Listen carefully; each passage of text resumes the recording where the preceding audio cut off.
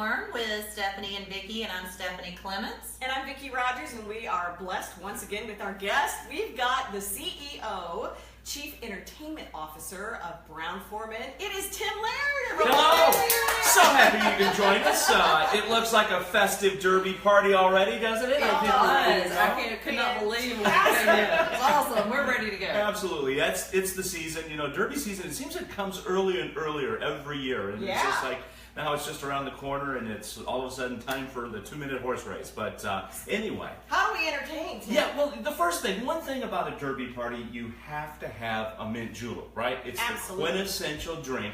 And it's also one that can go very wrong, because if you don't do it right, it really tastes horrible. And I think where it goes wrong is people are trying to muddle the mint properly, dissolve the sugar that's in it, and if you don't do that, you just get all bourbon, which isn't bad, but it's supposed to be a mint julep.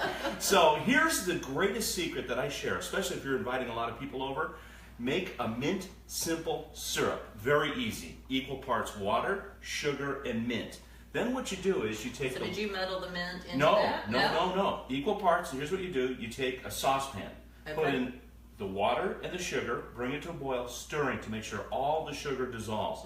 Take that off the heat, and then put in all the mint, stems and all. Stir it, and let it steep for 20 minutes, just like you do a tea, right? So you're 20 minutes, then let it cool, strain it off, and what's left is this delicious mint simple syrup. So it's really minty, it's delicious. And then to make the julep, basically in a tall glass, shaved ice, 2 ounces, and I use Woodford Reserve because it's the official bourbon of Churchill Downs in the Kentucky Derby. And look at that cool and there's bottle, a too. cool bottle this year.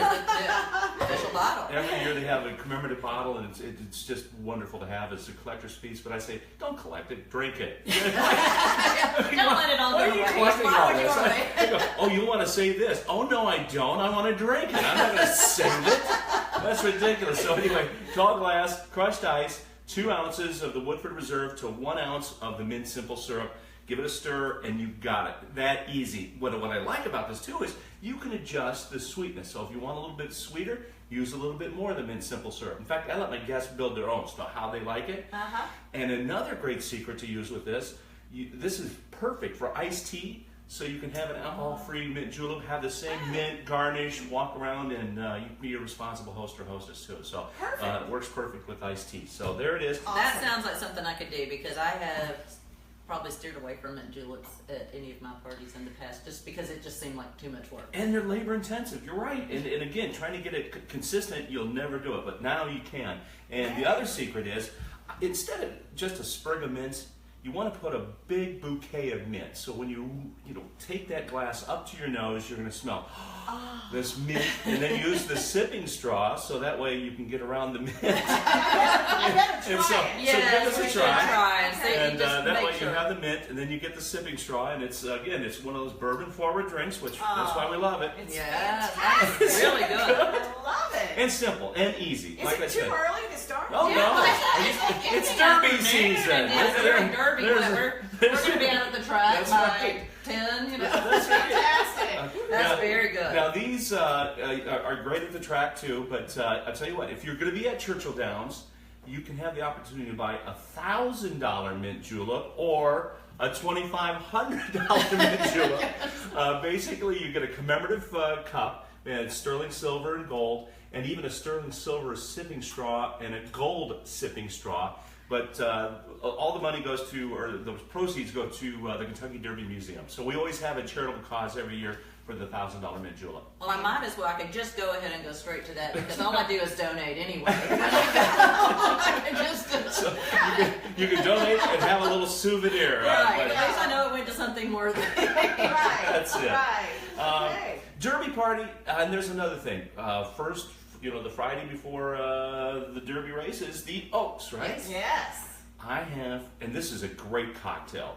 This is the Oaks Lily, and actually I developed that 11 years ago. You developed I developed this recipe. They came to me and said, we have the mint julep for Derby Day, but we have nothing for Oaks. So I thought, okay, let me think about that. And at that time, 11 years ago, and it's even still popular today, the big drink I saw around the bars and restaurants was the Cosmopolitan, right? Which I still drink. Oh, and it's a great cocktail. Now, the one thing about a Cosmopolitan is it's again served in a nice martini glass, but it's very spirited, I always say, you sip that one. I thought, I'm going to have something a little lower in alcohol, something a little bit more drinkable, especially on a warm day that you're going to serve over ice. And here it is. Here's the recipe to the original Oaks Lily. Very and simple. A glass we can walk around with. Exactly, exactly. Yes. But it's 1 ounce. And then, by the way, the color actually resembles the Stargazer lily. So that's part of the look. So anyway, well, let's pick these it's 1 ounce of Finlandia vodka. To that, mix in about 1 ounce of lemonade, and then 3 ounces of cranberry juice. So that kind of gives the lemonade and cranberry gets that beautiful color. And then 1 ounce of Finlandia gives it a little kick, and then just a splash of orange liqueur, a triple sec, and a squeeze of lime. Stir that, and here it is. I garnish it with 3 blackberries, and here it is, the original Oaks Lily. Yeah. And this is what you'll be drinking a week from tomorrow. Exactly. So 11 years, it's still going strong. Yeah. Of course, That's my favorite. this is always what I end up getting. And I'm at the track pretty much all week. Next week, and so we This is the best. we just get started. Highly recommend And it. it's like an accessory on Oaks Day because it's pink, so you can walk around. Yes. And everybody's wearing pink. It's a drink and an accessory. That's what I love about this cocktail. So don't walk around without one. I No. seem to be, you It's would not be. It's a must-have for Awesome. Oaks Day or any day, and you can make that at home. Just multiply those ingredients and make it by the pitcher, whatever you want to do. So I really love these, and I use this to entertain with year-round, not just around Derby season, but because it's so light and refreshing, especially a summer spring drink. That's a great poolside drink. Yeah. Oh, it is. It is. I tried that out, and it does work. It works anywhere, out of the back deck, wherever you are. But also, again, one of the things around Derby time, Bourbon Ball candies. These are delicious. Yes. And what I love to do is, if you're having guests in, like we used to do before we were at the track all day working, I would hand out these little Bourbon Ball candy boxes to everybody. So it's a nice little gift. If you have out-of-towners coming in, they can experience what this is. And I was doing a cocktail class, and this person raised their hand and said, I really don't like bourbon. And I thought, wow, really? No, I get that. I get that. Not everybody likes bourbon. I get it. And but then they said, I don't like bourbon, but I love those Bourbon Ball candies. They are so good. So I thought, well, if I could make a liquid version of the Bourbon Ball candy, I'm going to have everybody happy. Now we're talking. And this is a great dessert Pour drink. chocolate into almost anything. It's Oh, going to be better. it is. So here's how this is built. Basically, I start out shaker with ice, about 1.5 ounces of Woodford Reserve. So that's the bourbon part of this candy. That's scientific measure. That is. I know exactly He where that line he is. knows exactly. And it was a little strong. He's all right, Exactly. too. And then the chocolate, I have a little chocolate liqueur, about 3/4 ounce of that goes in. All right. So now we've got the bourbon, the chocolate, and now a little bit of pecan nut liqueur, or you can use hazelnut, whatever you have, it's wonderful. Oh. So about 1/4 ounce of that goes in, and then I want to give this a good shake. And it's important because you want to dilute it a little bit, as well as mix that up, because the chocolate liqueur is a little thicker, but I'm going to pour that into a martini glass, and then finally we're going to garnish this. Let me top this off just a little bit. We're going to garnish it with the Bourbon Ball candies. Just like that. wow. So when you get to the bottom, you have a treat. That's been soaked in that wonderful. So there it is, wow. the liquid Okay, Bourbon yes. Ball. Here Very we good. go. See what you think? Okay. All right, I don't know if we can Cheers. cheers on that. Cheers. Okay. And I'm telling you, what do you think? Chocolate? Oh. Oh, yeah. Chocolatey, nutty good? Yes, that is amazing. Yeah, That's really good. And these are perfect for dessert. I think it's just one of those things, and set one of these aside. They can actually have it on the side if you want to take a bite of that. Then the drink, you can. You don't have to put it in the drink actually, but either way, it's just delicious. Well, we talked about the fact that, I'm not a big bourbon drinker either, but I have that same thing. Lemon, this is really That is good. fantastic. Exactly. My wife's the same way. Lori, she doesn't really like bourbon forward drinks, but she loves these. Yeah, they're fantastic. It is. It really is good. Tell us real quickly about your book, Tim. Very good. It's That's Entertaining by America's CEO, Tim Laird. So it's available all over local bookstores, on Amazon, of course. They have everybody's there. So, but it's a fun book. It's all about entertaining. It's about easy entertaining. It's about every chapter has a different entertaining occasion. There's a chapter on derby party there, holidays, brunch at home, and we have a picture of every single recipe. I always look at the cookbook and I go, what's it supposed to look like? At least give me a hint what the finished version was, because I always like to say, does it look like the one in the book? And so I said, if we ever do a book, we're going to have a picture of every single recipe, and it does. Even at the end, let's say you want to do a big brunch party, we have a shopping list and a timeline.